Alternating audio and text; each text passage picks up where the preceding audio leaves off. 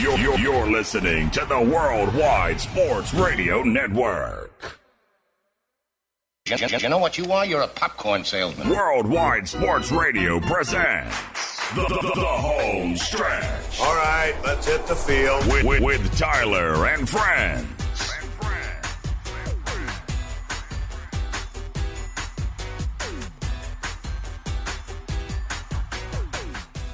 Hello, welcome to the home stretch. Sorry, I couldn't do it today. My throat's killing me. Along with my co-host slash very busy beaver, Speedy Petey. Got that right. I'm always right. You haven't caught on to that yet? Yeah, 20 seconds into the show and you're already claiming it. 20 seconds in 2020. There you go. 2020 is hindsight vision. I don't need hindsight vision because I got it in motion, so it's fine. So the best part about today's show is I actually did it. Yesterday, as a joke. Well, not really a joke, but I kind of hedged bets that I would be able to do it, and I did it. What I did and how I did it, I'll explain later. But just know I did it, and I guarantee you, I make the beef cry. Mike Guido will probably, well, Mike Guido doesn't listen, so Mike Guido can go scratch, but it's fine. But I did it. I did it. So we will figure that out. I thought there was a meeting today, but there was no meeting. No, so that's next week. No, I know. Trust me. I know there's a meeting next week. But I thought there was a mini meeting now, but there was no mini meeting. So we apologize for the delay. But again, throats kill me, so it probably helps. We're going to wrap up. I don't know why it took 3 days to get through the playoffs, but we will get through the divisional round. And we will preview tomorrow what the weekend has unfolded on Down to the Wire. They just made their picks, so let that digest. I don't think Mikey C said 2 words the whole time I was sitting here. No, he picked all the teams that were out. He picked both 3 seeds. Well, my Super Bowl was out. Saints Patriots out. Yeah, I had Saints winning too, and I had Saints and Ravens. So I had half of that out as well. Well, it's no secret. I think your whole Super Bowl is going to get ruined this weekend. Ooh. Interesting. But I don't mind advocating for the 6 seeds. No, the 2 hot teams, which the Ravens are right now to some extent. No, they're not too hot. They've won 12 in a row. They're too hot. Oh well, that too. But I mean, like they're off, so they couldn't be hot. But I don't like that bye week bothers me, and we've talked about this. I don't like the bye. The bye scares me. You're right. Usually the bye week does not do well. You're right. There's usually one upset with this round. I don't think it'll be that, but it's possible. I think there's an upset possible. too. Trust me, there's going to be a couple upsets this weekend. All right. Except I think the AFC will be a very, very close weekend. I think there's going to be one upset, and then the other upset will be by mere seconds erased. The NFC, I think there will be one upset and one. Well, we knew that was happening. Okay. But you know him. You should know. I mean, you might know. Oh, I know what you know. My NFC. I know we know that was happening because I know who you hate. It has nothing to do with hate. The matchups, I don't think favor them. All right. But that's tomorrow. Today, I did it. Just keep saying I did it. Later on, we'll announce what I did, but I did it. And I'm going to start off with Tua because that's something that I should have probably talked about yesterday. And Zion deserved his own minute, and I thought we'd get to it again, but I was actually mistaken, so that's fun. But very rarely do I start with hockey. Very, very rarely. Oh, well, we're not starting with hockey because there's golf. But so we'll start with golf, but then transition to hockey. So the hockey music, I guess, could start. For those of you who don't know what I just segued into, because I did a terrible job just now, it was we're going to go around the world in sports because, generally a sports network should probably tell you what the hell is going on in today's sports, right? So here we go. And again, we'll have open tabs on MLB free agency. Josh Donaldson eventually is going to sign, right? So Josh Donaldson's a big fish left. They'll announce where he goes, even though I think Washington and him are a perfect fit. But so be it. The Sony Open in Hawaii. Honolulu. Colin. This is bad. Colin Morikawa. I know I didn't say it right, so I apologize. Leads at -5. Tied for second will be Sam Ryder and Tim Wilkinson. And then tied at 4, we've got at -3. And at 4, Patrick Rogers and Mark Leishman at -2. They are, that's golf. Actually, round 1 still in progress. So be it. Wow. What time is it in Hawaii? It'd be 7 o'clock in the morning? no. I think it's 9 hours. It depends on which spot in Hawaii because they have 2 time zones too. So it's either 9 or 10 hours. So it'd be like 11 a.m. I would imagine. Well, round 1 is started. So that means it's Friday over there. No, they're further. No, right, they're behind us. Yeah, they're behind. So Thursday just started. Yes. Yeah, the international date line I think ends before Hawaii. I think it's Japan. Like the Japan's right, in Friday. Right after that coastline, Japan I think is where that's where the date line is. That's crazy. So we will go to hockey, where the New York Rangers and Igor Shesterkin. This kid looks good, man. Kid looks real good. Now I get it. It's the Devils, so I'm going to calm down. He looks good. He does. It's 5-3 Rangers. The kid's got 28 saves in 2 periods. I mean, the Ranger defense sucks. So We knew that already. right, but I mean, the real hero, Tony freaking DeAngelo with a hat trick. I'm saying it's the first of the year. No, Zibanejad might have had it. I think Zibanejad had a hat trick. Like the first 3 games of the year, I think he did. So it's the first hat trick since then. I can assure you that.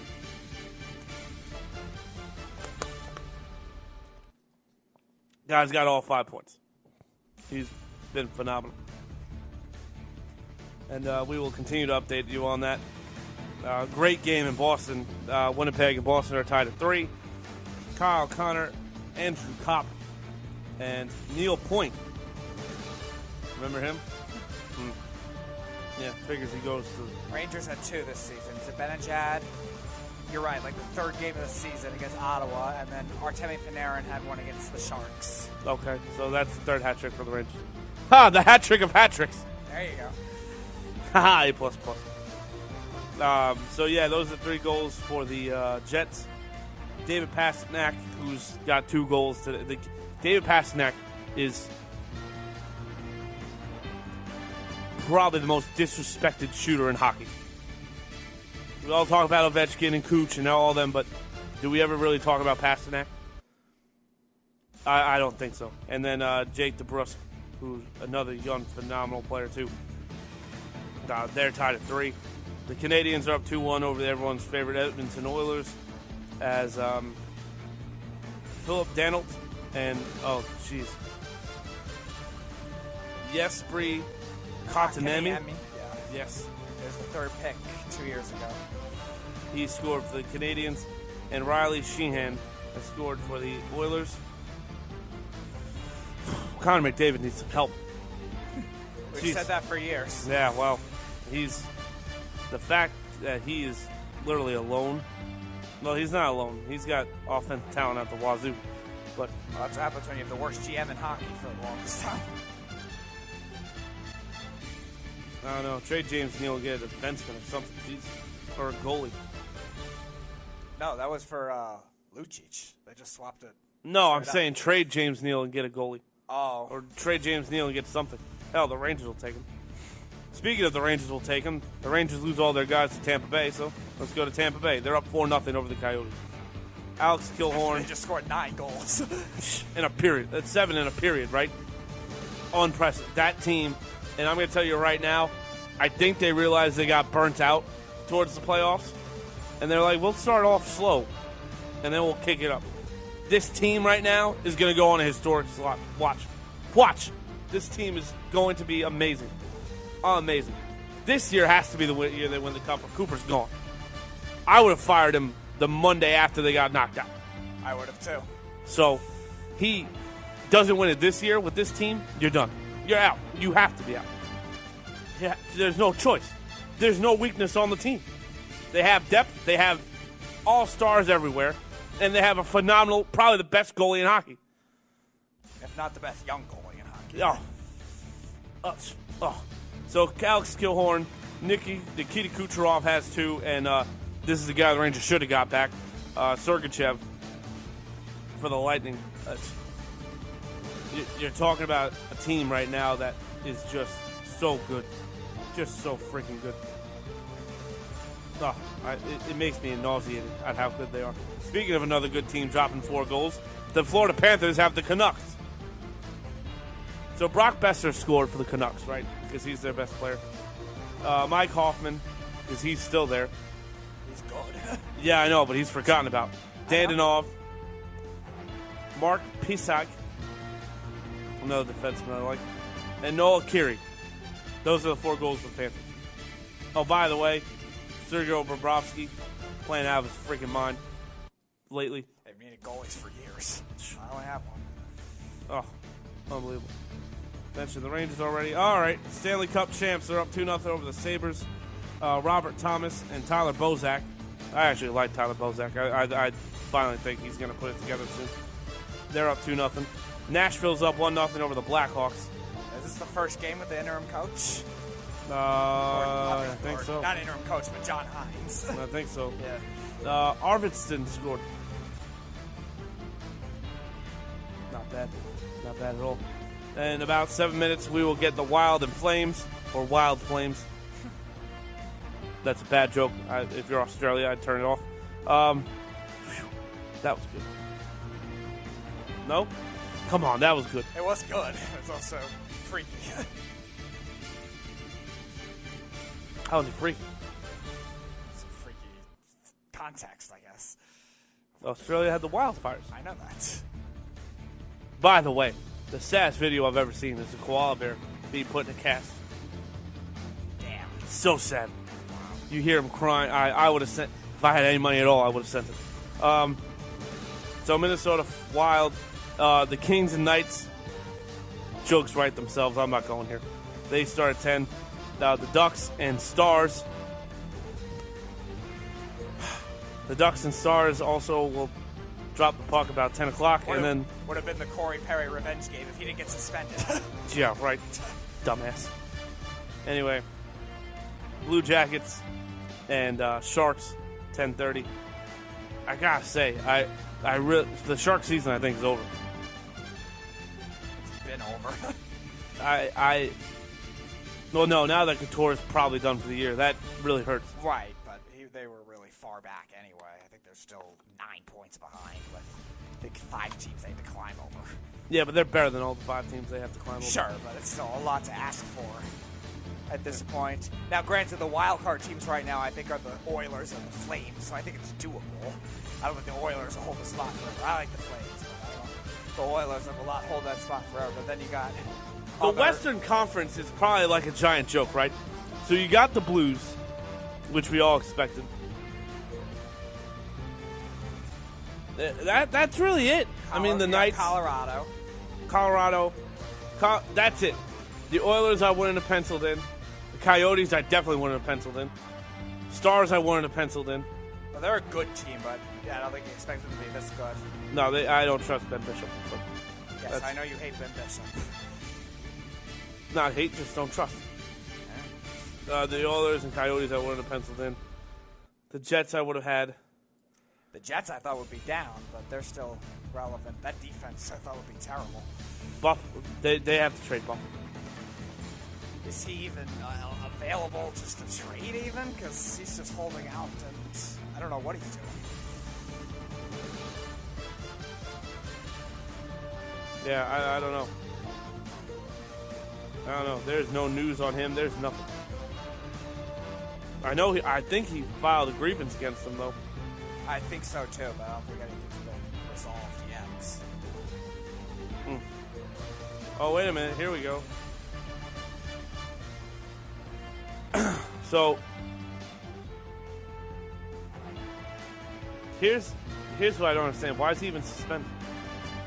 That he was suspended by the team, I think. Yes. Not by the league. I know, but why? I guess for holding out. I don't know. So anyway, he could test out his ankle soon. He had the surgery on his ankle in October.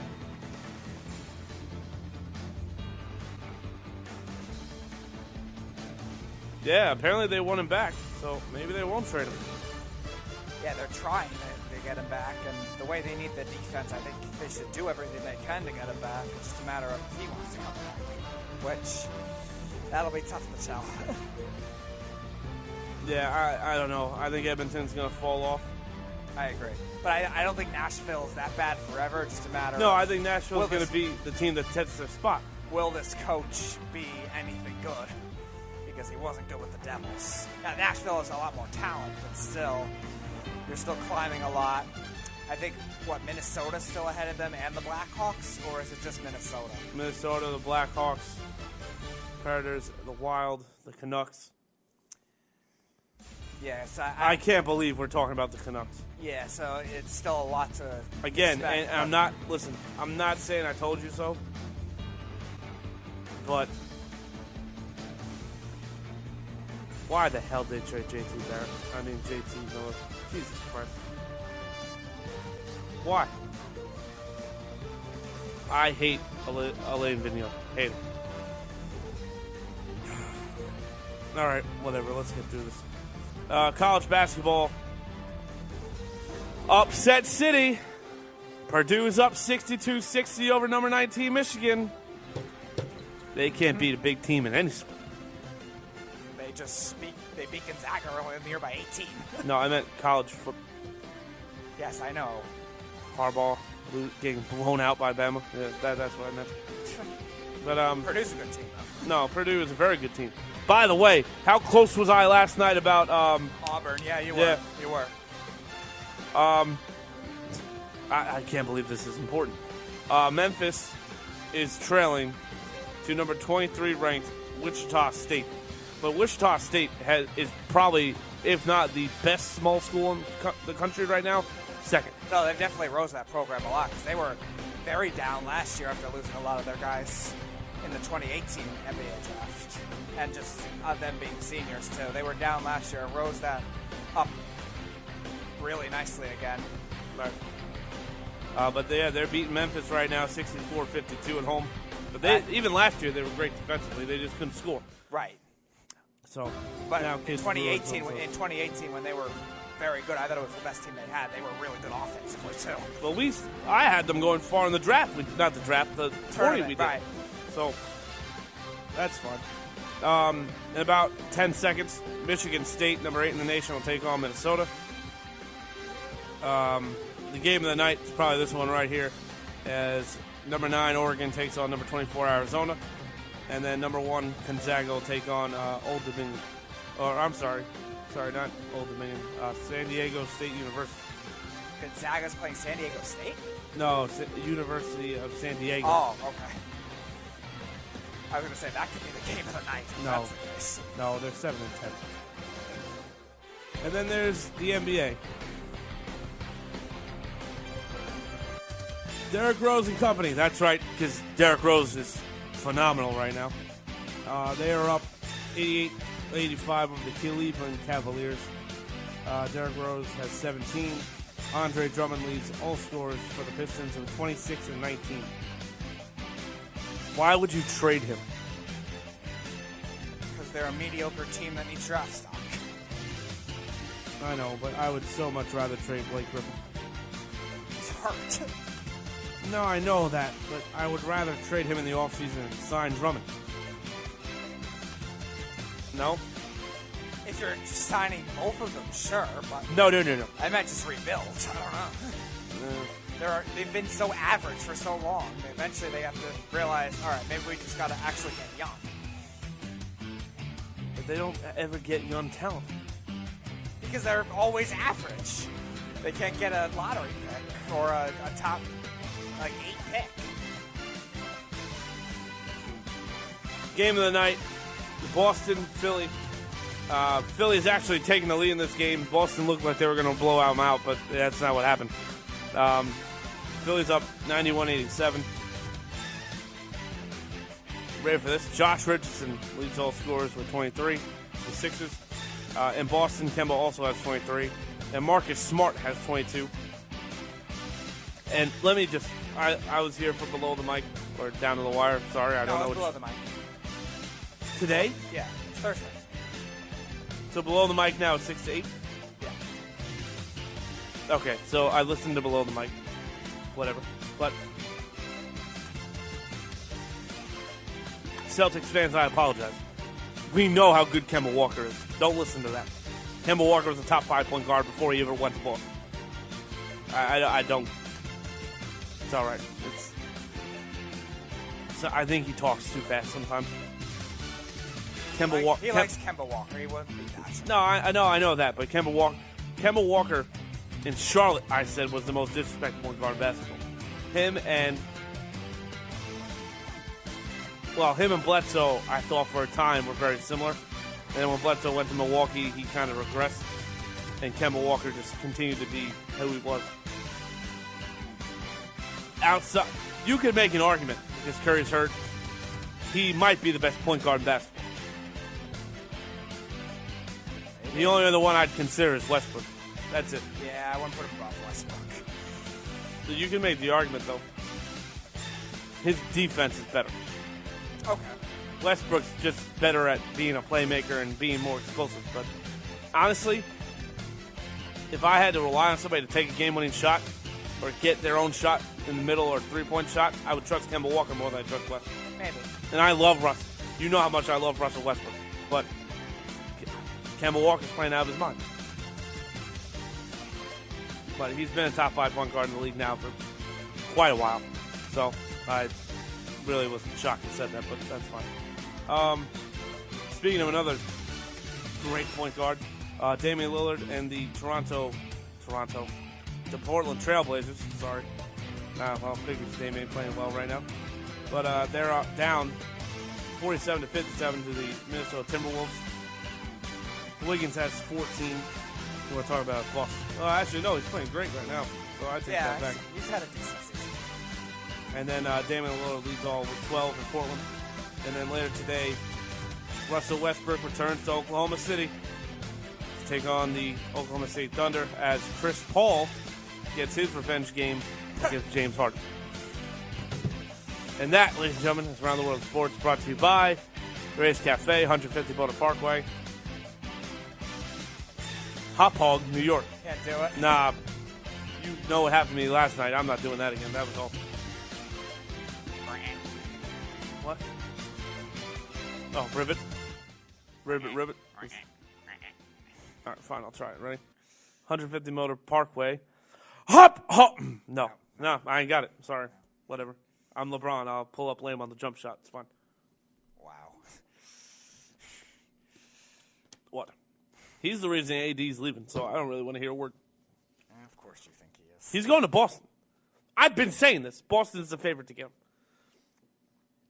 He said he didn't want to go to Boston. Kevin Garnett said the same thing. Oh, look where Kevin Garnett ended up going. Yeah, Kevin Garnett got traded there. Right, because he waived his no-trade clause to go there. Yeah, and Anthony Davis told him, if you get a good offer from Boston, I'm not going there. I don't believe that. Boston could have traded more than the Lakers did, or just as much. No. Honestly, they had a lot of young talent. Boston's better off doing what they did. I'm not saying they're better off. I'm just saying they could have, with all the draft capital that they had from the Nets and from the Clippers and all those teams that they got all that draft capital from, they could have traded just as much, not more, from the Lakers. But Anthony Can you Davis imagine did not if he want goes to the Clippers? Anthony Davis did not want to go to the Celtics. But I know that. That's what he said. but because he wanted to go play with LeBron. But the grass is always greener. Let me just tell you this: if he goes, Greener Celtics. oh, see, bam, I'm here all week. But I'll tell you this right now: if Anthony Davis goes to the Clippers, I don't want to hear another word spoken about LeBron James being a leader. Period. He said he wants to play in L.A. He never said the Lakers specifically. Everyone said, watch out for the Clippers with Kawhi, right? I'm telling you right now, watch out for the Clippers with Anthony Davis. They can give him the max. They can bring in young pieces. Watch out. I'm telling you. I'll say it right now. The Clippers right now probably are more intriguing to watch than the Los Angeles Lakers. Interesting. Now, can they give him the super max or just the actual max? Because every team's going to give him 5 years, $200 million. right, I know that, but aren't you limited to just And two Golden State. super maxes Golden or State's one another regular team max? I'd watch out for too. Right, but I don't know about that. Oh, stop it. They paid everybody already. I don't think they can. Oh, yeah, maybe. Yeah, I don't know if they can. It's all right. I think Giannis is going to. You really think Giannis is going there? I think that's why everyone's afraid. No. Mm-hmm. I don't think Giannis is leaving. To play with Steph and Clay. What are they going to be in 3 years? We don't know. Steph and Clay. You would hope. Steph Curry's game ain't going to dissolve. He's been hurt all the time, so I don't know. All the time. He's very often hurt. Oh, God. He's not oftenly hurt. He's oftenly banged up. Yeah, which for a guy that relies on speed and quickness, and like you said yesterday, off-ball movement, how do you think he'll be able to do that if his injuries keep accumulating? We don't know.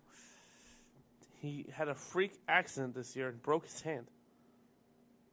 And he's also had knee and ankle injuries in the past, too. Right, but you knew that coming out of the draft.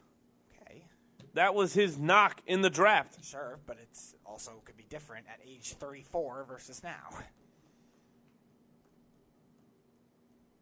trying to think how old Steph Curry is. 29? I believe he's 31. 30?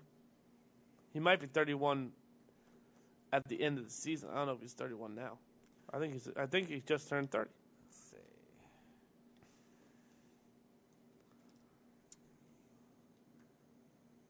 Yep, he's 31 right now. Oh, Jesus. So, yeah. That's crazy. It's possible that it's maybe just a bunch of minor injuries, but it's also it's the same thing I say about speed receivers. A smaller player that relies on quickness and speed. Obviously, still has the shooting range, which that'll never go away. But with his quickness, his speed to get open like that the way he does, will he be able to do it in that same kind of system function, I guess, with the way the Warriors play? And the same thing with Klay Thompson. Will they be able to do that? If I'm both more those worried guys about Klay. lose, that's fine, but I'm just really saying worried about Klay. That whole system could be diminished if they can't get open as quickly and pass the ball to the same levels. Because I don't think the shooting will go away, but it might just be their catch-and-shoot guys at that point in their careers. Well, right. I think that's why the Ben Simmons trade for Golden State makes a ton of sense. Just putting it out there. Ben Simmons doesn't want to shoot. He's made it perfectly clear he doesn't really feel comfortable shooting. Steph and Klay, feel comfortable shooting. Draymond and Ben Simmons, with those two, that's the best ball-moving team I think that would ever be assembled. Maybe. You're talking about the best passing forward in Draymond, one of the best passers in the league in Steph and Ben Simmons, and then Klay is not a great ball movement guy, but he's not bad. I think he's a little bit above average passer. So what are you really missing here? And by the way, I'm sorry. I think Andre Iguodala is trying to go back. I do. Now? Yes. Or next season? He has yet to play a minute. I don't even think he opened the box to open his jersey. I really don't. I really don't think he told them, I'm not playing for you. Buy me out. And the Grizzlies said, no, we're going to trade you. But Andre Iguodala's skill set, you know who he'd fit great with? Dallas, I think, could use him a ton. Okay. The Heat could use him a ton. Boston would be scary if they got him. Boston would be scary. I think that's the missing piece. If they need one more guy, it'd be him. He's not going to shoot. He's not going to want the ball. They need a rebounder, I think. He's a great rebounder. Iguodala? Yes. No, I know that for his position he is, but I'm just saying I think they just want a traditional big man. I think that's why Mikey C was bringing up Drummond earlier. I think that's the fit. Well, Drummond, I had Drummond going there years ago. Years ago when they were like one of the worst teams in basketball. But whatever. It is what it is. So, we're going to go from Boston to Alabama. I tried. I couldn't do it. Anyway, so we're going to talk about Tua now. Me and you talked about this yesterday, and I believe we disagreed. We do disagree. Okay. You're saying he should stay. Tua Tagovailoa announced Monday that he will be declaring for the NFL draft, and he will be leaving Nick Saban and Alabama to do so after a very standard season. He played as good as people thought he would play, and obviously he got hurt, injury prone.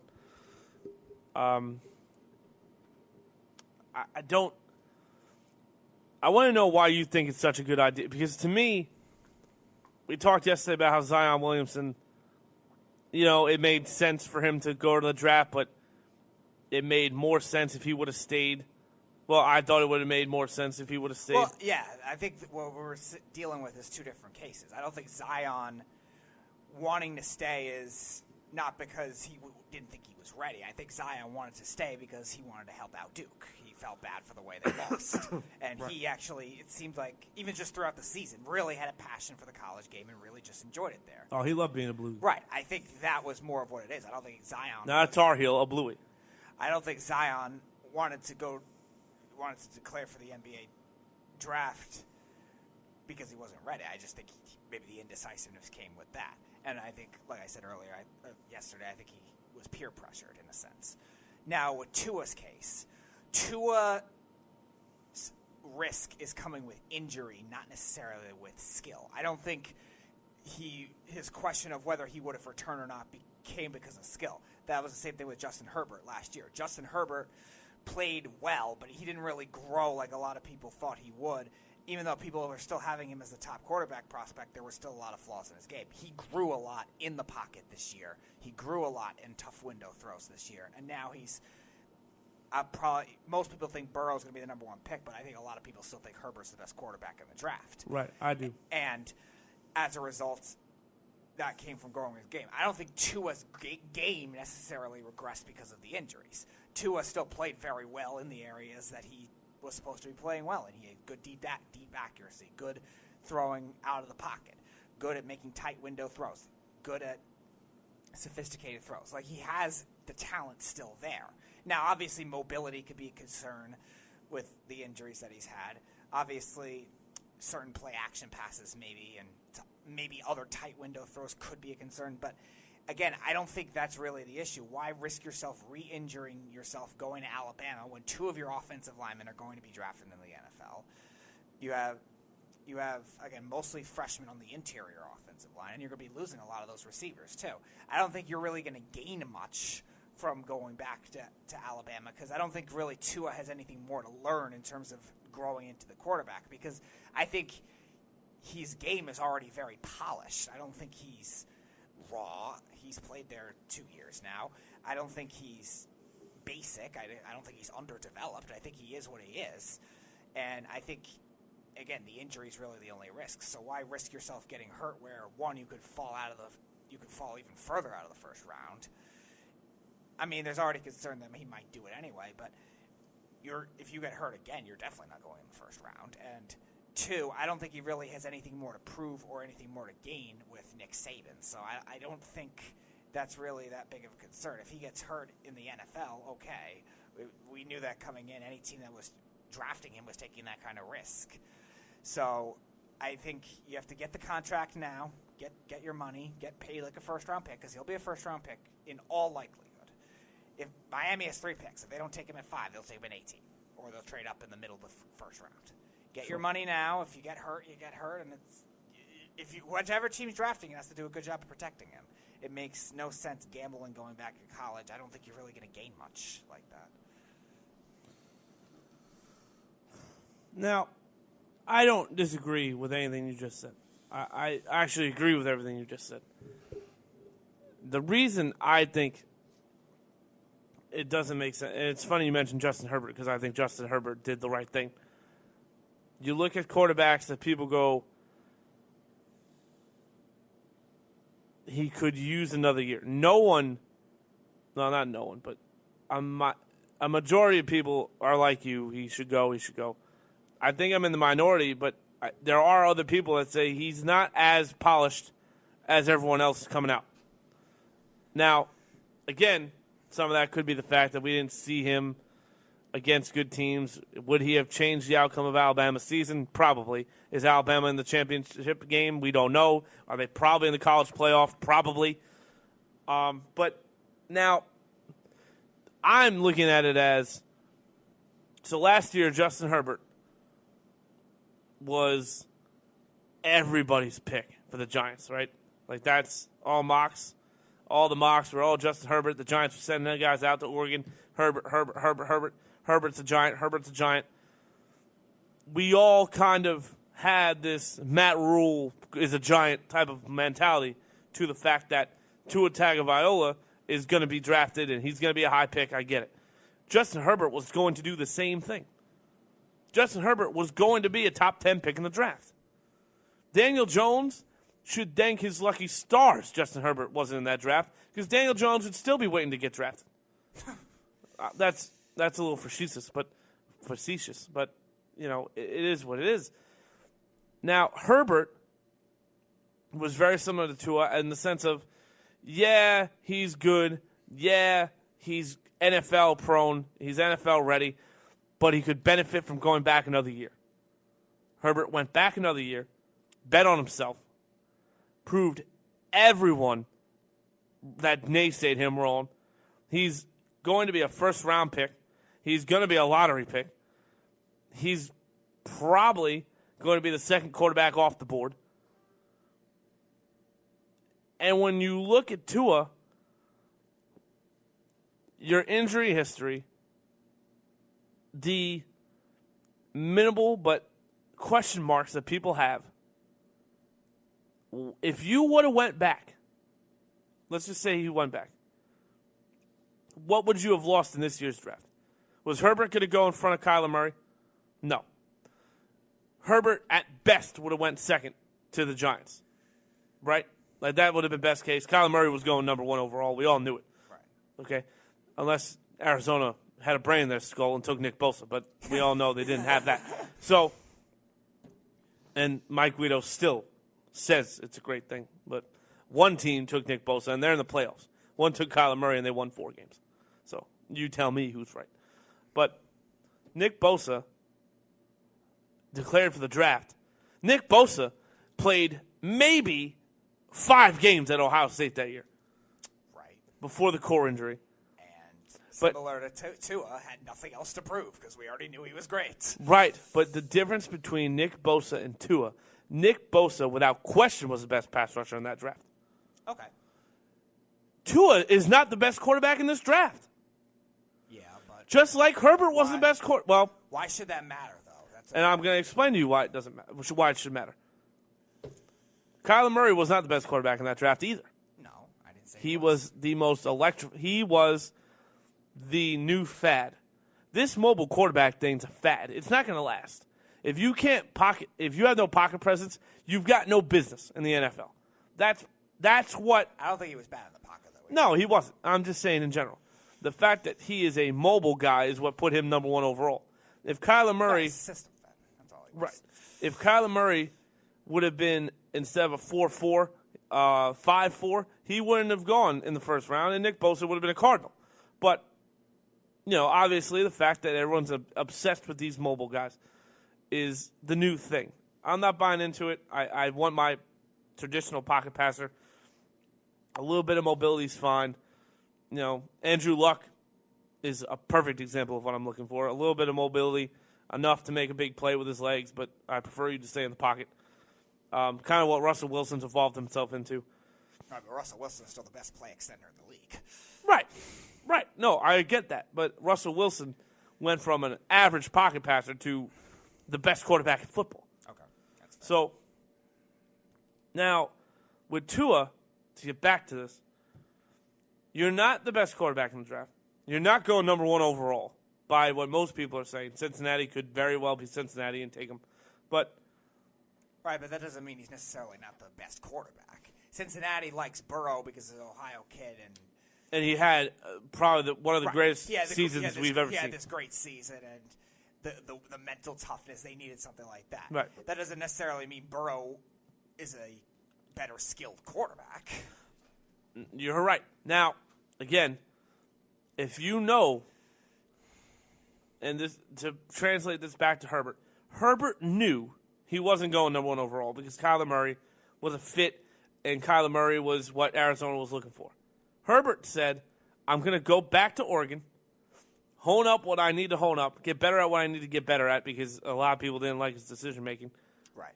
So he goes back and has a really good year. The problem with Justin Herbert was he had a bad luck because Burrow and all these other quarterbacks started playing out of their minds. And everyone's telling me how deep this quarterback class is. So we'll talk about that more when the draft is close. But right now, Burrow has emerged as the guy. He wins the Heisman. He has one of the greatest halves the NCAA's ever had. Mm-hmm. That's going to give you that edge. Herbert is probably going to go 2. Tua might go 3rd. Quarterback, not overall, 3rd. Quarterback taken in the first round, if that. You can make an argument he might not go in the first round, period. He'll go in the first round. I'm thinking Miami has 3 picks. They love him. Right. They'll take him at 18. Don't forget, though, the Raiders and Jacksonville have 2 picks, too. Jacksonville, I think, likes Gardner Minshew, but the Raiders, too, could screw up a lot of things. I know. For the trading Derek Carr stuff. Listen, you know I like Derek Carr. I didn't say you liked it. I'm just saying you predicted for a while he's going to get traded. If he would have gotten traded, he would have gotten traded early, just like everyone else. Just like Khalil Mack, just like Amari Cooper. He would have been traded then. I don't know. Derek Carr had a really good year. I think he raised his that. value. Right. So now instead of getting a 1 pick, you might get a 1st or a 3rd. At this point, I think he's locked into the system. He knows it now. I think they're going to just hang on to him and rebuild everything else. It's John Gruden. You don't know what that man's about to do. John Gruden's crazy. Right, but John Gruden... In a good way, but he's crazy. But John Gruden hasn't done anything crazy since that 18 season when he first got there. If he wasn't traded in those first 2 months like Khalil Mack and Amari Cooper, he's not. Well, he wasn't trying to tank. He still wanted a competitive team. No, he didn't want it. They didn't want to pay Khalil Mack. Right, that's fine. And Cooper was struggling there in that system. All right, get the best you could for him. He got a first-round pick. You weren't passing that up because he robbed the first-round pick. Right, in the year he was having, he wasn't getting a first-round pick. Derek Carr, now that he might get you 2. Grown into the system, right? But why you're not rebuilding right now? You're young. You're not. They competed. They were in a playoff spot until week 14 or week 15. They grew in some areas. You have a quarterback that's in a system for 2 years. Why are you switching now? Listen, I like Derek Carr, and I'm fine with them keeping him. I'm just saying the Raiders could. It would be a very Raider-like move to draft Tua Tagovailoa. Yeah, but it's a very Raider move, Speedy. Right, but the Raiders are not the end of the 2000s before Al Davis died Raiders anymore. I don't think it's that.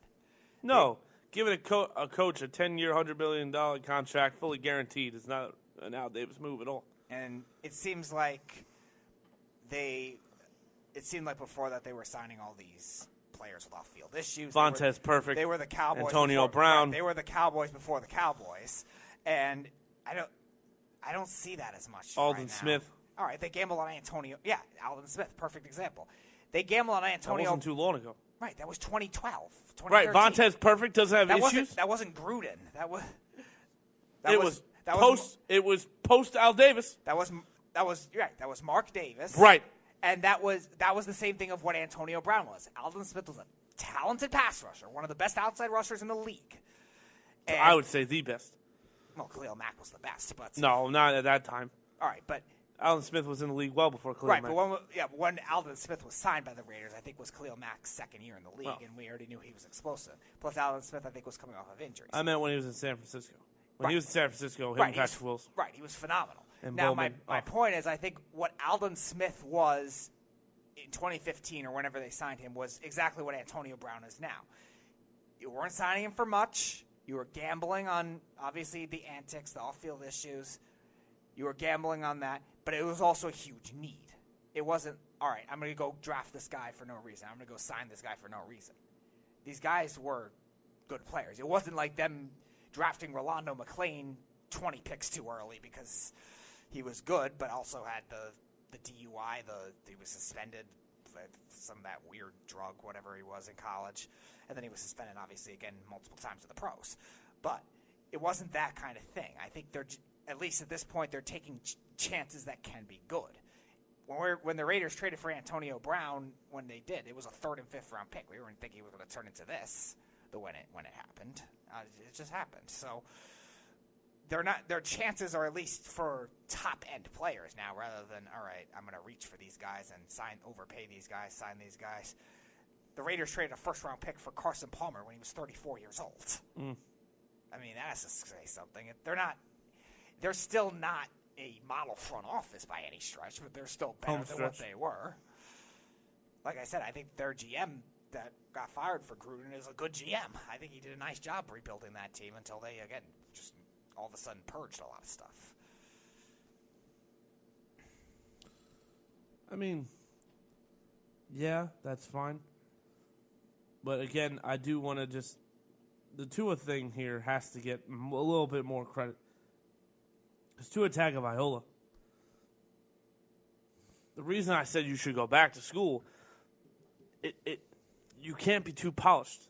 Now, what happens if 6-3 Rangers? Now Jesper Foss scored. I like Shostorkin. He can stay. Sorry, Gergachev, you're out. But yeah, I think when you look at what Tua Tagovailoa could have been, and really the biggest knock on him right now is injury. That's really what everyone's looking at, right? Injury. Yeah. That's the scare. Yeah. So if you go back and you right, you play a full season. You stay healthy. Even if your numbers drop down just a little bit, I don't think the numbers would scare anybody. I really don't. If you lost, 500 yards and 5 touchdowns and had a pick or 2 more, but your completion percentage was around the same, I don't think you'd fall as the best quarterback coming out. Now, is he afraid of Trevor Lawrence going in front of him? Possibly. You should be, yeah. But I think what Tua would have brought, the national championships, the dud against Clemson would have been a problem. But other than that, I think that Tua Tagovailoa probably would have went in front of Trevor Lawrence. I do. Now, you think he's better as a player than Trevor Lawrence? No, but he's more mature. All right, he's quieter. And again, I'm taking Nick Saban's word over Dabo Swinney's word. Dabo Swinney, who's won 2 of the last 3 college football No. championships. I'm not bashing Dabo Swinney. And it's in one now, losing about 13 players in the NFL draft. I'm not bashing Dabo. I'm not bashing Dabo at all. He's a phenomenal coach. Great coach. He will get an NFL job somewhere. But Nick Saban is better. Right? If it is, it's not by much, though. No, it is. Nick Saban is the greatest college football coach. Longevity-wise, I'm just saying in this current moment, I would say he's only slightly better. Right. But career-wise, then I don't. Sure, why do we do this? Why does everyone get? Well, the past 3 years, Dabo Swinney is just as good as Nick Saban. That's great. Now you sound like Mike Guido saying that Brad Stevens and Pop are in the same sentence. Stop. It's not true. It's 2 different conversations of legacy versus current state. It's right, but we're talking about the fact that Nick Saban's guys have shown history to be better in the NFL than Dabo Swinney guys. Okay? So now what you're really looking at is, and again, it's not fair because Dabo Swinney's guys are very fresh in the pond, and Nick Saban's got guys that have been in the league 10, 15 years, so that's fine. Right. But Tua Tagovailoa would have went back there. He would, if he torched it up, maybe he wins another Heisman. Maybe he has a Joe Burrow moment where people go, yeah, this guy's the baddest man on the planet, and he's the number 1 pick. That's more money. You've erased all your concerns, and you showed people, yeah, we were right about him in the first place. See, I that kid's disagree, going to though, be 'cause I special. think the injury issues would still be there, even if If he does- lasted a full season? Even if he does stay healthy for that one season, that doesn't mean you're automatically get the injury-prone label off of you. No, but I think it would have put teams at ease. Because let's just be honest here. 1 year? Well, you want to talk about 1 year? So this year, he would have stayed healthy. Okay? He stays healthy. He doesn't get hurt. Sure. He continues to have the pace that he had. Okay. Is Joe Burrow a clear-cut number 1 draft pick? Like, he's clearly the guy? With the season he had, yeah. I don't think so. He had 55 touchdowns. That's fine. But he had a phenomenal team, first of all. Second of all, so does Alabama. again, got it. But now let's go back to the Baker draft. Everyone said who? Darnold. It better be Darnold. Baker Mayfield. The last 2 days, that's when that changed. After the interview, we like Baker. After they interviewed Baker Mayfield is when everything switched. Oh, I agree. Baker Mayfield and Joe Burrow had very similar rises. I'll agree with that. But I think in terms of what Tua would do, it's more of rebirthing his image rather than actually creating an image. He has an image That's already fine. that's good. Why lower it, I guess? Not lower it. It would have been a high reward, low risk thing for him to go back to Bama. That's all. I don't think it's low risk at all. I think, especially since you're losing your 2 best offensive linemen and 2 of your best receivers, I think it's much higher risk. You have a better chance of getting hurt and also regressing statistically that way. Yeah, but I don't think the number. If he would have regressed numbers wise, I don't think that would have hurt him more than getting hurt. That's fine, but my point is I don't think him regressing numbers-wise is going to keep his stock the same or elevate him more because of exactly what you just said.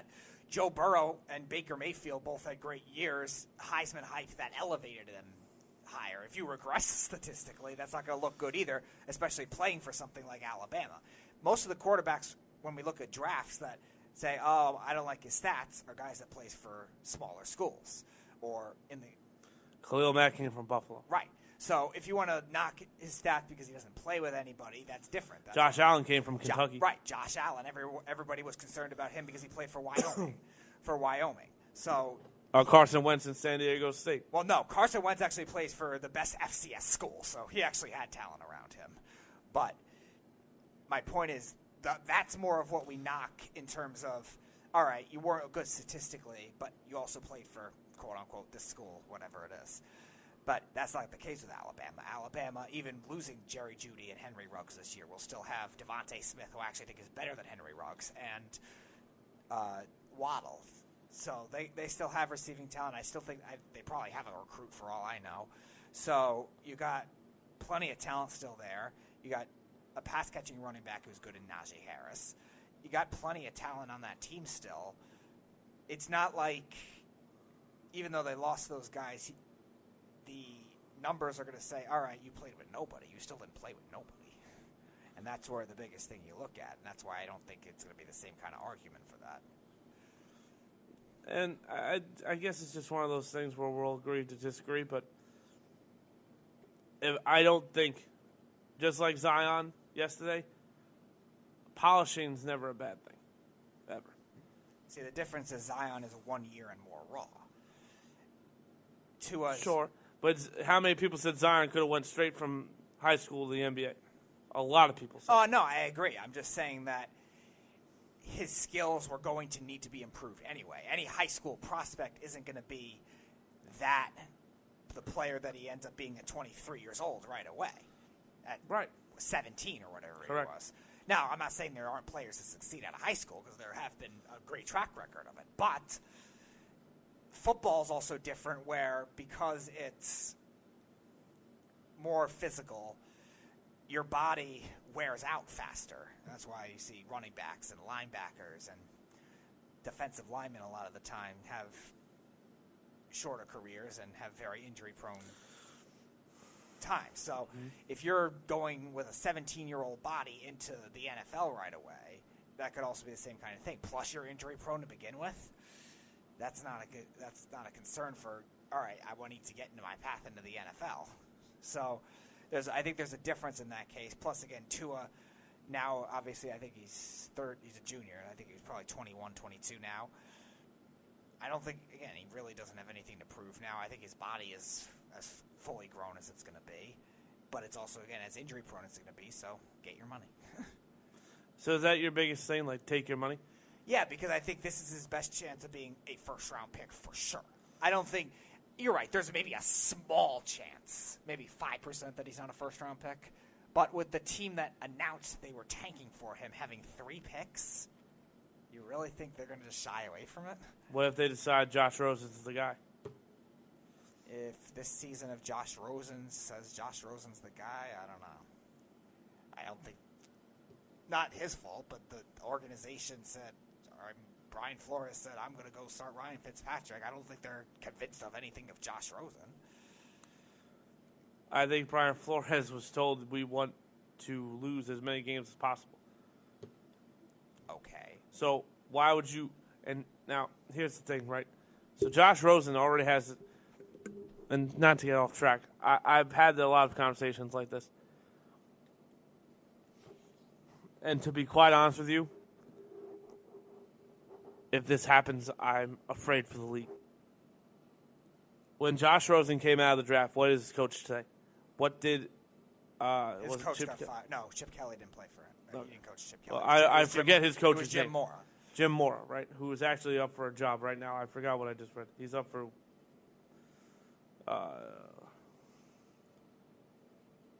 Washington State. Oh, because Mike Leach went. Yeah, Mike Leach just signed with Mississippi State. Yeah. Okay. So that's where I would go. But what did Jim Morris say about Josh Rosen? Let's see if you remember. He's smart. I remember that. He's too smart. Oh, okay. He says he's too smart and he needs to be challenged.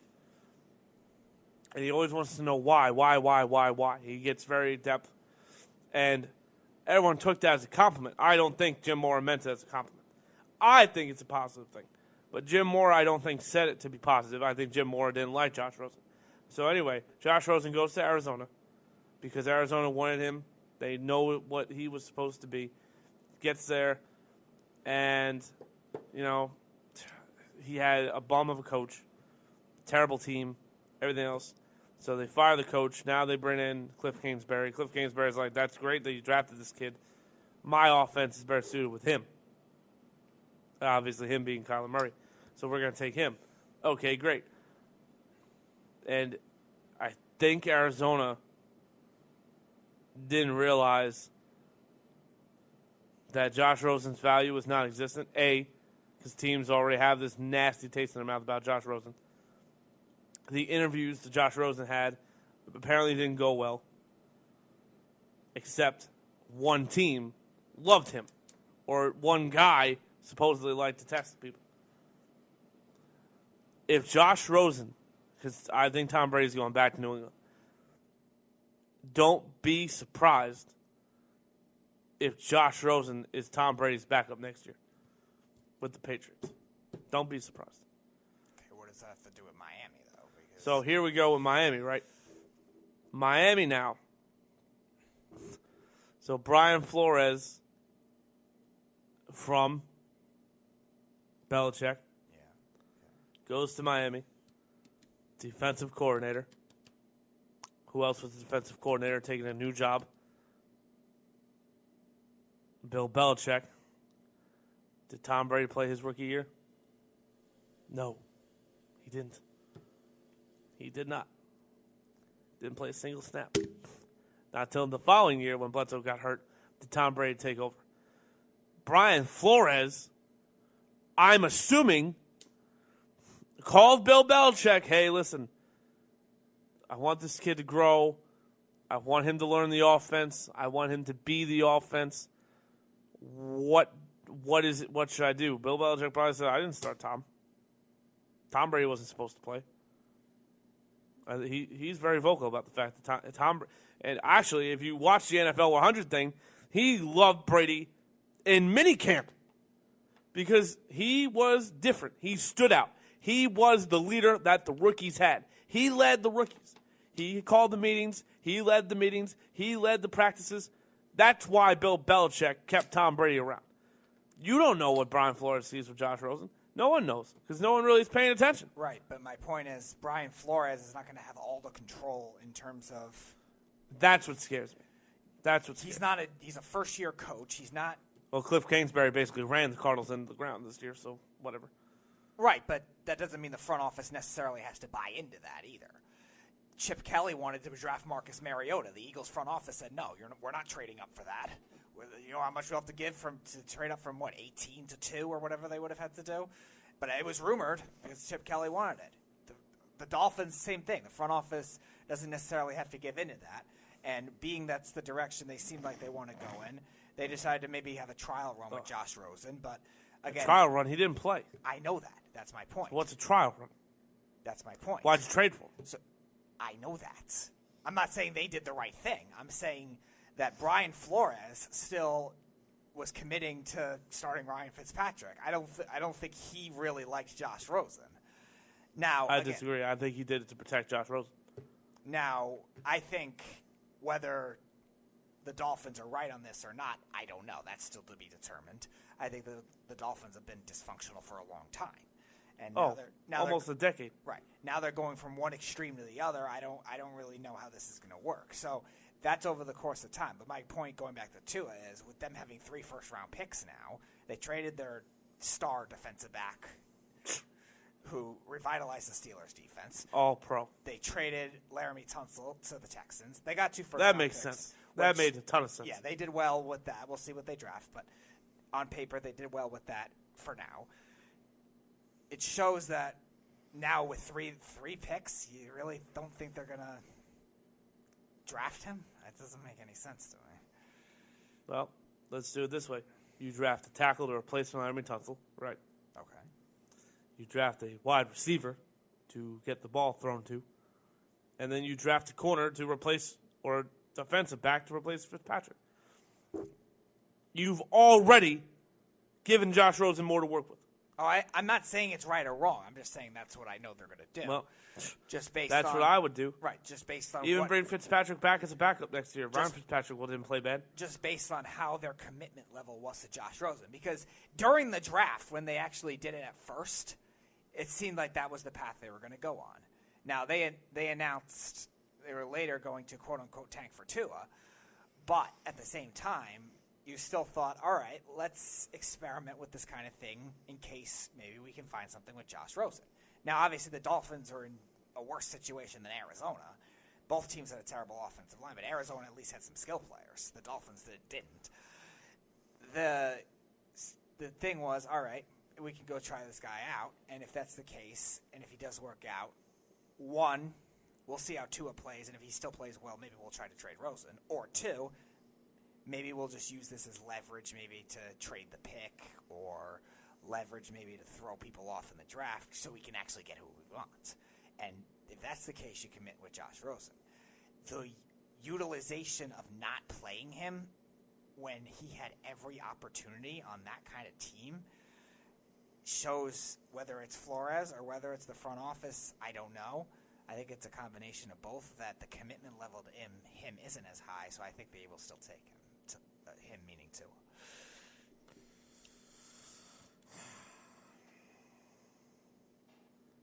I gotta be honest with you.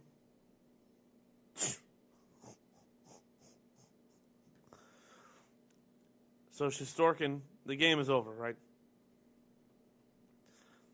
Okay. We're just gonna briefly do this. We're gonna take a quick break, and then I'm gonna announce what I did and how I did it. I guess the NFL playoff recap will be Friday, whatever. Shesterkin faced 49 shots tonight. I believe it. He saved 46. Yeah. I get how this is going to sound. Trust me, I do. We have the next Henrik Lundqvist right here.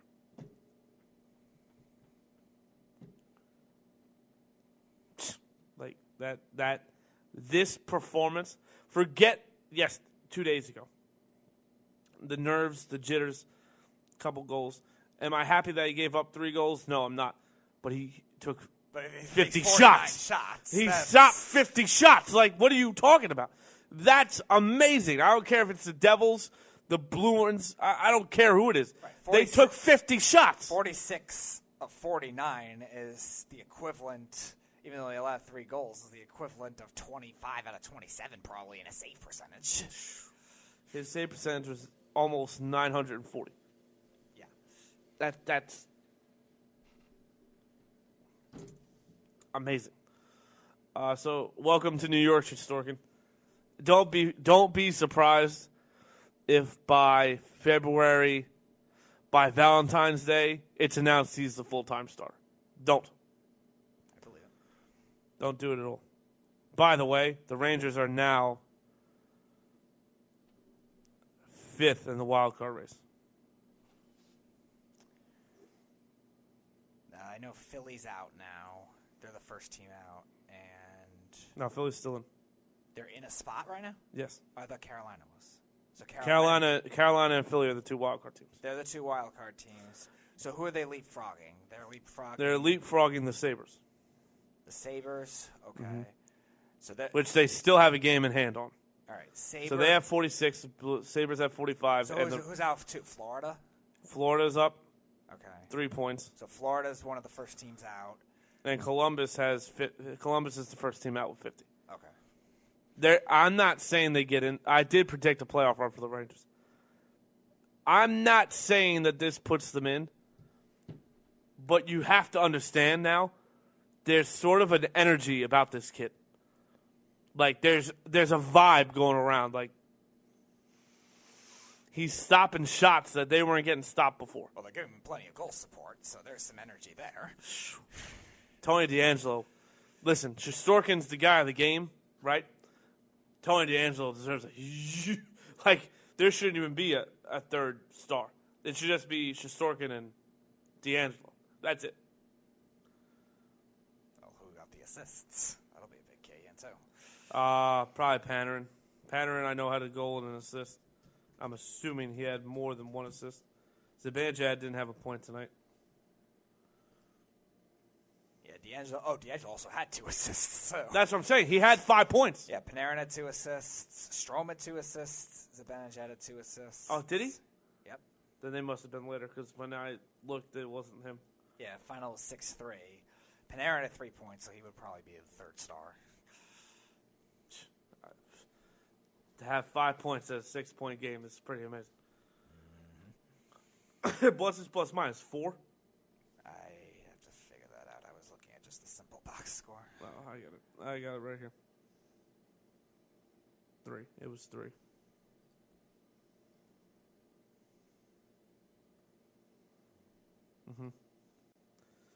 He took 7 shots.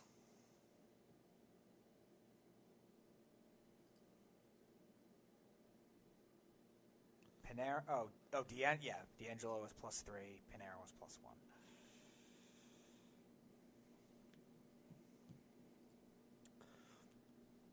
We're building something. Well, that was the message. We're gonna build it up. Give John Davidson a ton of credit. They're competing a lot higher than people thought. Right. This is what they were expected to do. Right. Still need the defense, though. I think Carlson or Burns is going to be available. I'm serious. You think they're going to overreact after one bad year? I don't know. Erik Karlsson is 32 years old. He's getting paid a shit ton of money. And San Jose is an old team. They're not young. Their young talent's unproven. They have some good youth. It's just not top-line youth just because they've been good for so long. So I'm just they saying. don't have that guy. Don't be late to the party is all I've ever said. Right, but don't be late to the party. And Burns is older than Karlsson. I agree. I'm just saying if they're going to miss the playoffs, it's I think the second time in 18 years or something like that. It's plus Thornton's retiring, so you're going to lose him. I know. I'm just saying they've been still. Couture, you can't trade. They've been still very stable. It's just again, like I was saying. Where'd they trade Pavelski again? The Stars. So how'd that work out? Again, you're right. They're losing some pieces, but I don't think they should just overreact to just one bad year. It's not one bad year. It's you're aging dramatically, and you have no one replacing these guys. Trade Karlsson, get some young players back, and you'll be okay. Plus, the Rangers need them. I don't think they No, they wouldn't. But I'm saying, what if I'd give up all my draft picks for the next 10 years for Carlson right now?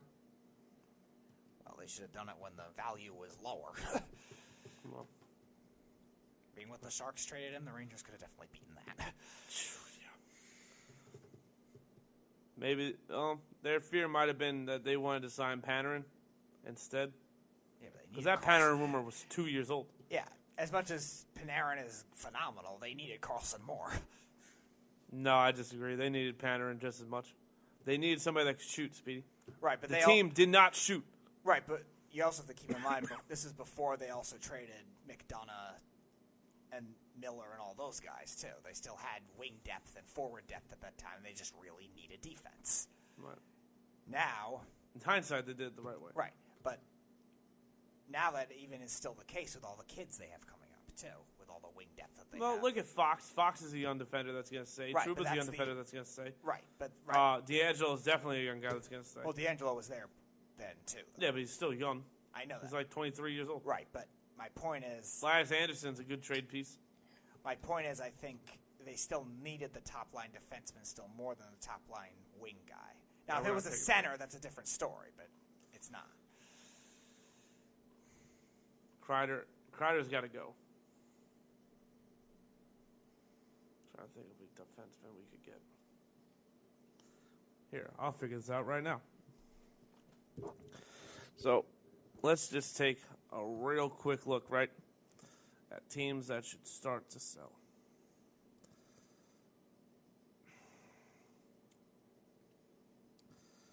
Oh, here's a prime example, right? Let's just see. Let's just double check. I have your answer right here. Hook, line, and sinker. I found the Rangers defenseman that they should go after right now. The team needs to move him. The team needs to move. Mm-hmm. What, Bufflin? No. Okay. No. He would be a great secondary. He's too old, though. He's almost 35 years old, right? Right, but that also means you don't have to trade as much. Right, but your team's not close to winning now. No, I know that. All right, what is this mystery defenseman? Western Conference. Nashville? No. Yossi's going to cost you an arm and a leg. No, I know that. Plus, again, it's the same kind of thing with the Sharks. They're not going to overreact to one bad year. No, I think they'll still make the playoffs. No, they still might. We'll see. I'm just saying that they could be in that kind of mode. I'm just trying to figure out. Don't overreact. They fired their coach. I know. There are. So don't even overreact even more. Is what I'm saying. Well. Let's see. Is it Kings maybe? Mm-hmm. Doughty. Mm-hmm. Interesting. His value is pretty low. No, I know. Young enough to stick around. Now the question is. Kreider. No. If you're. They need winners. Right. But if you're the Kings, is that the prime trade partner you want to go for, or do you think a contending team would offer more? Contending team is going to give you urgency. Right, but a contending team for Drew Doughty is gonna. It's not going to be a contending team. It's going to be a team on the bubble because all the contending teams are already made, unless Washington or Pittsburgh are the only teams I can see doing it. Right, but Pittsburgh also has a big need on defense where they could definitely. Right, but what's Pittsburgh going to give you, really? Malkin's not going to get traded. You're not getting Crosby, and you're not getting Gunsel. So you're not getting those guys. I mean, and everyone else Pittsburgh has is kind of as good as they are. They're very built around that system. Right. So I don't know. But think about this. They also have had a great system of developing offensive players. Yes. Now, again, I don't know the exact rankings of where these prospects are, but the way that between their coach and just their front office, the way they've developed offensive players, the Kings need every level What of the scoring. hell happened to Jonathan depth. Quick? What do you mean? What happened to Jonathan? He's awful. He's struggling today, or he's been bad all year? He's been bad all year. Yeah, because their defense has been depleted, and he's older. So I don't think he's playing as much either. So there's that. But again, the thing the Kings need the most is their offense. You want him to go get Michael Del Zotto?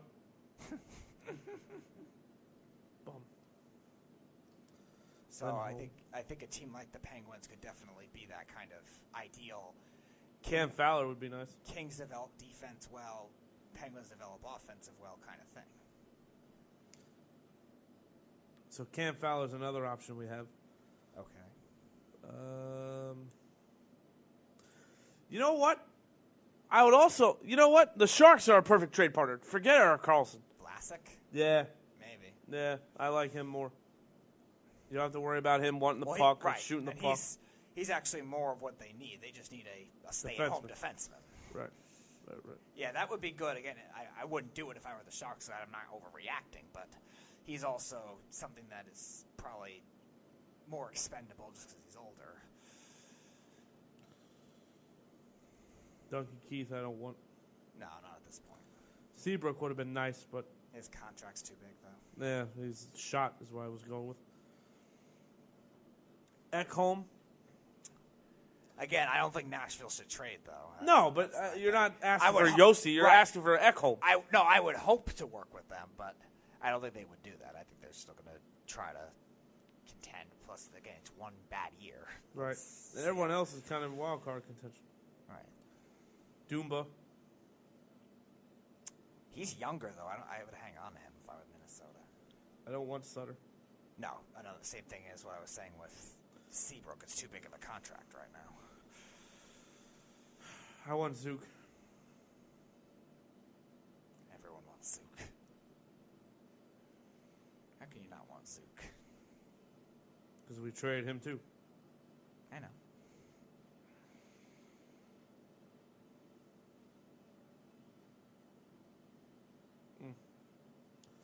There's really nobody in the East that I would want to trade with.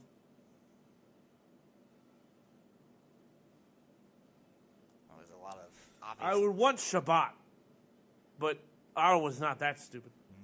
Yeah, they could be. You know, actually... Ottawa could be that stupid. Borowski wouldn't be bad either. Borowicki? Borowaki? Isn't he older, though? He's 89. That's not old. No, born 1989. Oh. You really want to make a splash? He's 30, okay. You really want to make a splash? You go upstate. Oh, God. You knock on the... Hi, Buffalo. Hey. Hello. How the hell are you? Yeah. Ristolian, please. He's young. They're not trading him. If the Rangers got Rasmus Ristolian, and you really want to piss off Islander fans, this is how we do it right here. Oh, you'd be the first one to buy his jersey if that was the case. Absolutely. If the Rangers got Ristolian, right, and they didn't have to give up any of the core guys, the Rangers would be one of the best teams in the Eastern Conference. Yep. I said it. Him, Fox, Shea. I would even give up Shea, Elias Anderson, a draft pick, and Kreider, just to get my hands on this kid. Yeah, yep. You might not even have to give up that much, I don't think. Trouba and him would be the best defensive pairing in New York. You're going to piss somebody off with that. What's Harold Marks going to say? I'm wrong. Ristolian's the best young defenseman in hockey. Oh, not Dahlin, the kid they drafted first overall.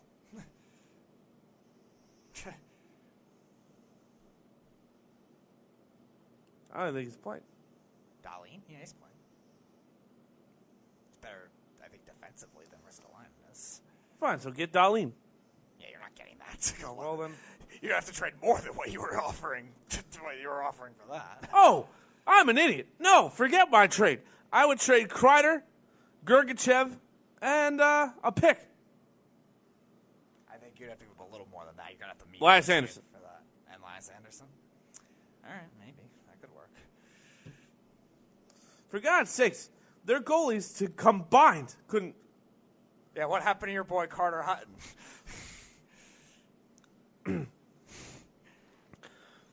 Always does well at the beginning of the season, doesn't he? That frog is back in my throat. Ugh, nasty little bugger. 16? Oh, wait, what? Already? You didn't even do your top 10 rankings yet. Oh, all right. Cue the music. Cue it up. Yesterday, the Beeve called here because I pissed him off, and I hurt his little Cowboy fan heart. So this segment's really going to just shred it in pieces. I looked at the NFL landscape, okay, and I did this completely unbiased. There's no bias here. There's no nothing. And with a blank team, no offensive line building, I don't know who my coach is, right? Although I know who my coach would be. I've managed to make a list of running backs that I would take in the NFL. I'm going to rank them at number 10. But I'm going to have to give you 11. The best running back in football, to me, by far, talent-wise, no matter what scheme you put him in, if you're going to say Christian McCaffrey, I'll let you have that. I'm going with Saquon.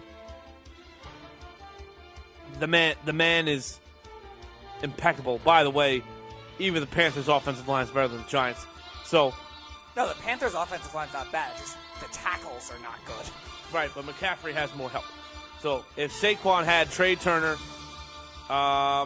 Norwell's gone. Paredes went there, right? Yep. And who's their other guard? Their other guard's pretty good, too. Is it Taylor Moton? I know they drafted him at 17. He might be starting for them now. He might. But their guards are good, and that's what matters for a running back. So, yeah, that helps. And McCaffrey's very elusive on the outside, which is his own doing. Saquon could do that, too. Saquon just got banged up this year, and their numbers weren't. McCaffrey had a historic season. McCaffrey's still more of an outside runner anyway, which, for those having that level of tackles, is still very good. Right. So, Saquon 1, McCaffrey is 1A or 2, depending on how you want to do this. So, I'm taking Nick Chubb. Nick Chubb, to me, is a complete running back. He has good hands. He's not a terrible pass-catching back.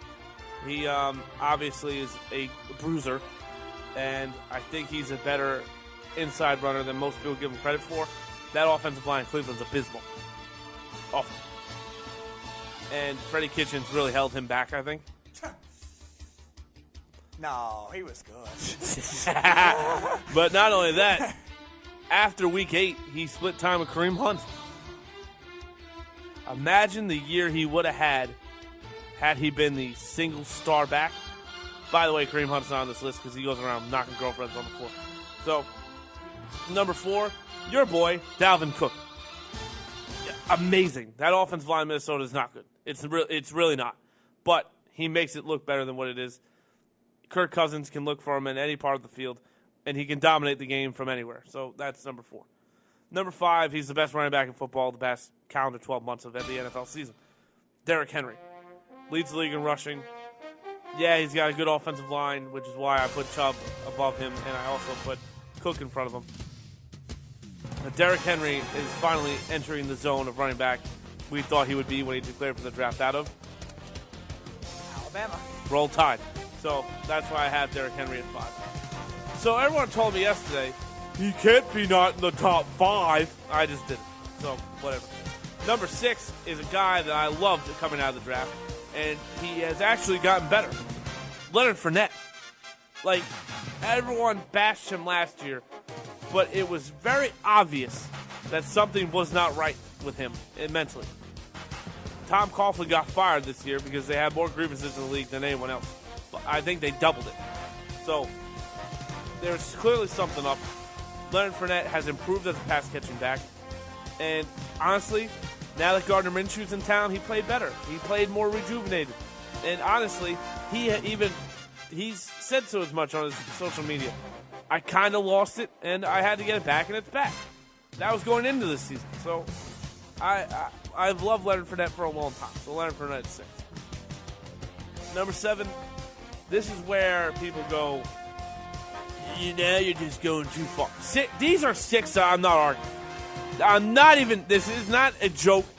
These are the 6 guys I think are the 6 best running backs in football. Skip, coming off the season. there's a guy that I'm going to say, there are two guys I think skill-wise are also better. We'll get to that in a second. Number 7 is Melvin Gordon. You're scaring the crap out of me, which is why you're not higher. He has to be a little more consistent. He's very skilled. He is, going into the season before the holdout, he was probably a top 5 running back. Right? I thought so, yeah. Okay. Because I also didn't think Chubb and Cook. Right. And Henry, too, really. He had a small sample. What was he going to do with it? Right. I always loved Cook's talent, too. I would have. Well, no, the injuries. Right. The injuries. If you're judging just skill-wise, I had Cook top 5 anyway. Well, sure, which is what this is about. Melvin Gordon, the only reason that I knocked you out of the top 5, you fumbled the ball a lot. I'm going to chalk this up to, though, he didn't plan on playing this year, and after seeing his team kind of just fall by the wayside, he was like, I'm going to go try and help. Right, but here's the other thing. Before that, I think the previous 3 years, he barely fumbled. So. Right. I don't think he was prepared. Which is why number 8 is, I think, a valid reason to have number 8. They are the worst offensive line in football. Well, no, they're not. But they are definitely one of the worst. And I don't think he was as prepared as he thought he was. You cannot be the best running back in football for multiple years and all of a sudden look like a Joe Schmo. Le'Veon Bell is still as skilled as anyone else in football. Actually, skill-wise, he's still probably the best in football, not named Saquon Barkley. He's more skilled than Christian McCaffrey is. Le'Veon Bell is a game changer still. Look at his pass-catching yards for the Jets. He was actually their 3rd leading receiver. That man's crazy. Le'Veon Bell is one of the most skilled running backs in football. And I'm not going to sit here and say that because of a bad season with a bad offensive line, a lot of BS going on. Adam Gase, let's just be honest, I don't think him and Gase get along. I do think Le'Veon Bell is going to be traded. Oh, well, the insider says. I don't care what the insiders say. I'm saying if I'm the New York Jets, I'm pulling a trigger. There's something off here. Le'Veon Bell will be traded to by the New York Jets. Hopefully to a team with an offensive line. Washington. I don't know. But we'll figure that out. Number 9. The next 3 guys are pretty much interchangeable because the skills are the same, but they're just in different areas. I had him at 10. I'm going to put Joe Mixon at 9. Joe Mixon, you could argue, is the most skilled running back in football. With Saquon. Really? He's amazing. Like, the guy's phenomenal. Joe Mixon, to me, is amazingly... He is amazing. He is an amazing running back. To me, he's top 5. But the problem is, with Joe Mixon, he has dud games. Whether it's he doesn't want to be there, I don't know. I think he wants out of Cincinnati, but I don't hear him saying anything. Joe Mixon, to me, and I told you this coming into the season. After this year, we were going to talk about him as being one of the best running backs in football. Him and Darius Guice. I didn't think of that because he was way more skilled than everyone else. I thought of that because of the offensive system, though, too. Well, Zach Taylor, I don't think knows what he's doing, period. I thought him coming from a McVay system, heavy motion offense, that he would be able to aid the offensive line was a little more, but clearly that didn't happen. Obviously, Jonah Williams getting hurt didn't help either. Not at all. But still, I think he's skilled. I don't know about top 5 skilled. I would say Saquon, Cook, McCaffrey. I would probably say Gordon and maybe Chubb 5. What?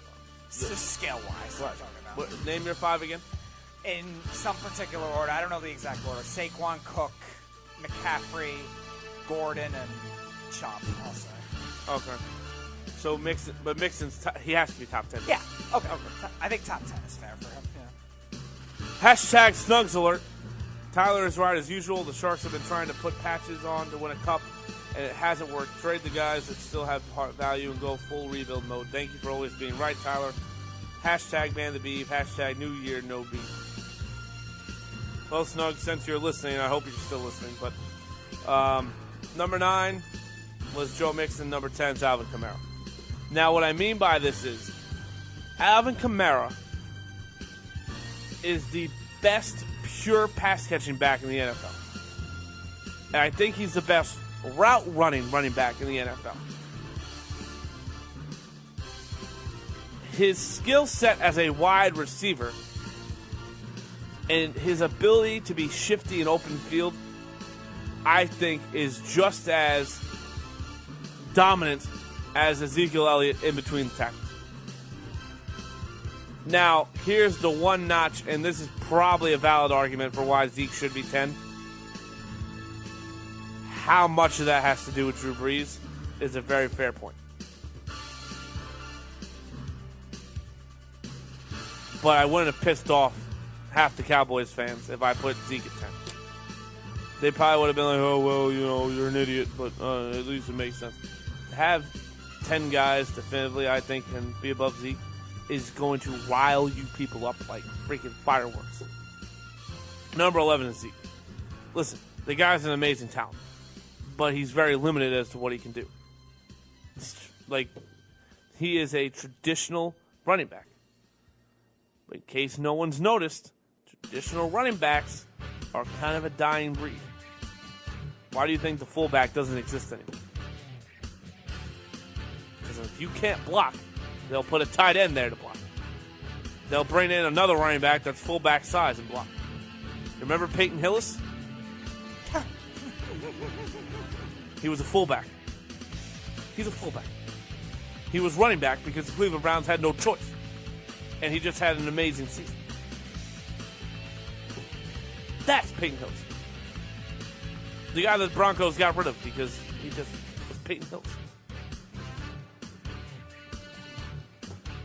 So I did it.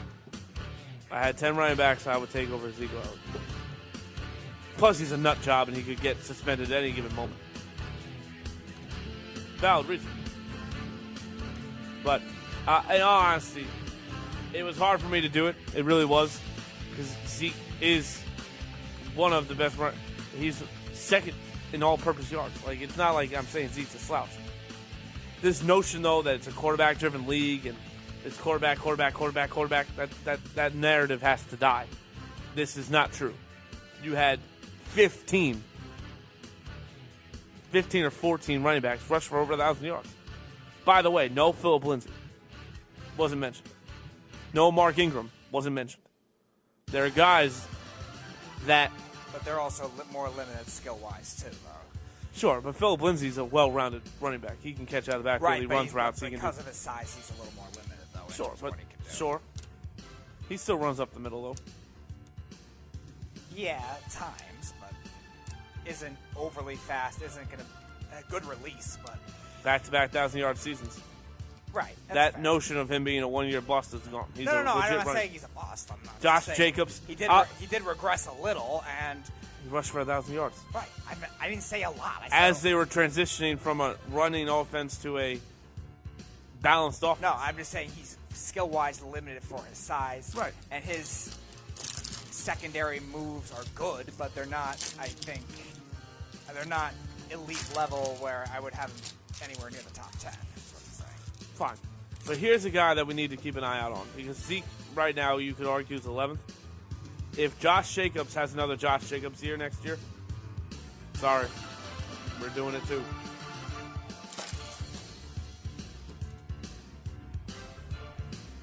I said after 1 year, Saquon's the best running back in football. I can't penalize Josh Jacobs for the same thing. Is Josh Jacobs anywhere near the skill level of any of the guys that were listed that high? No, but if he does it again, it's got to be taken into consideration. Maybe. You know what's funny, though? I want to bring this up. I was really waiting for you to put Lamar Jackson on the list. Just because you still don't think he's a quarterback. Lamar Jackson's a better running back than Zeke. That I will not argue. But I didn't want... Listen, I'm not disrespecting Lamar Jackson when I say he's a running back. But let's just be honest here. Baseball's transition from a traditional standard... The movements, the switch, all this, that. Basketball, a point guard's not really a point guard anymore. A shooting guard is not really a shooting guard anymore. They just kind of label it so novices can follow the game. Football's doing the same thing. A quarterback is the guy that you want the ball in the hands to make the right decision. A quarterback anymore does not have to be Elway or Favre or Manning. It has to be somebody that if the play breaks down, Mike Vick, Randall Cunningham. That's who they're looking for. They're not looking for Matt Ryan anymore. I heard a rumor today Matt Ryan could get traded. Another overreaction. No, I don't think. I think if they trade Matt Ryan, that sets the franchise back 10 years. Exactly. Overreaction. To I would trade Julio before I trade Matt Ryan. Oh, don't trade him either. Same Why? kind of thing. No, Matt Ryan can make another wide receiver. Really? Yes. So, Julio tomorrow. Jones can't make a quarterback? Did it work out for Calvin Johnson? Yeah, he did great. He did great with whoever. John Kitna. I'm sorry, not Calvin Johnson. Calvin Johnson had Matt Stafford. How did it work for Andre Johnson? He was still good. He had freaking saved Rosenfelds and Tom Savage. And still was great. Right. That's why I think he's a top 10 wide receiver all time. But let's just be honest, he didn't make a quarterback. You trade Matt Ryan, you're going to regret it. You don't think he could, though? No. I don't think any wide receiver can make a quarterback. Odell didn't help Eli at all. Maybe, but still, I think those kinds of receivers are so talented. Des Bryant didn't help Dak at all. No, he wasn't Dak's kind of receiver. Just the way his game is. But I think Josh Gordon didn't help anybody in Cleveland. Josh Gordon did all he could, though. Right, I know. And I think that's what Julio Jones would do. Right, but again... To a higher level than Josh Gordon. Stop. Josh Gordon was a top 5 receiver when he's not more skilled than Julio Jones, though. He's as skilled as Julio Jones. No, he's not. At that time, absolutely. Absolutely. I wouldn't go that far. Josh Gordon's a better athlete than Julio Jones. Really? At that time, yes. Dude, Josh Gordon ran like a 4.40. And Julio Jones did the same thing in 2011. That's fine. Julio Jones has the advantage of having a big body. Julio Jones... I think Josh Gordon's bigger than he is. Height-wise? No. I think so. I don't think so. Julio's like 6'6". Gordon's like 6'4". It's close, but I don't think he's bigger than Julio. 6'3". 4. Julio. He's not 6'3". I thought he was 6'4", but this thing says 6'3". Let's see. Pro Football Reference says 6'3" as well. And I think Josh Gordon's 6'5". Pro Reference doesn't mean anything. Who's the idiot that told me that? Oh, no. Josh Gordon says, all right, no, they're not much different. Josh Gordon says 6'3" as well. 6'3", 225. So he's a little stronger. All right, they're about the same height. All right. But I think Julio's more agile. Better. Julio's the top wide receiver of the decade, but I do think... Right, but if you're judging what, 2013 Josh Gordon? I think even 2013 Julio Jones is still more athletic. Matt Ryan or... We're not judging quarterbacks, we're judging athletes. No, but we have to because you said he could make a quarterback. Yes. Because you're saying Josh If Gordon... Julio Jones was in Cleveland, would his career be different? Yes. Statistically, yes. Okay. But If Josh Gordon was in Atlanta, would his career be different? Yes. depends on if he stayed on the field. But Well, that's not fair. That's you know how I feel about that. Don't do that. I'm not saying it's his fault entirely, but he had issues. He had issues that were uncontrollable for him a lot of the time too. But my point is, Julio Jones' athleticism in 2013 Oh, shoot. was We're still outta here. better than Josh Gordon's. All right, Speedy. Last Snugs alert, and then we're out of here. Tomorrow, we're doing a lot. Snugs alert. So I guess Barry Sanders wouldn't make the current top 10 list either. Hashtag ban the beef. I think Barry Sanders would be... Barry Sanders would be 1. Saquon would be 2. Zeke would probably be above Barry Sanders by some people's logic, but that's fine. I think you're nuts. But anyway, Speedy, we're in the end game now. Tell them where they can find us.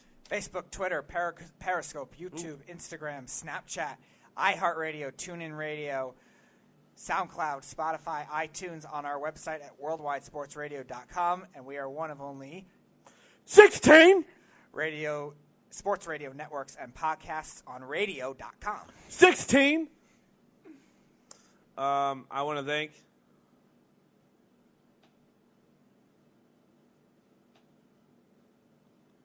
nobody. Nobody called or nobody did anything. Nobody called today. You all suck. Anyway. Hey, Snugs gave us alerts, though. Yes. Thank you, Snugs. My favorite person. Anyway, Speedy, say your goodbyes. Thanks for listening, and have a glorious night. You know what? Screw it. Put your hat on. Oh. Do it for Snugs.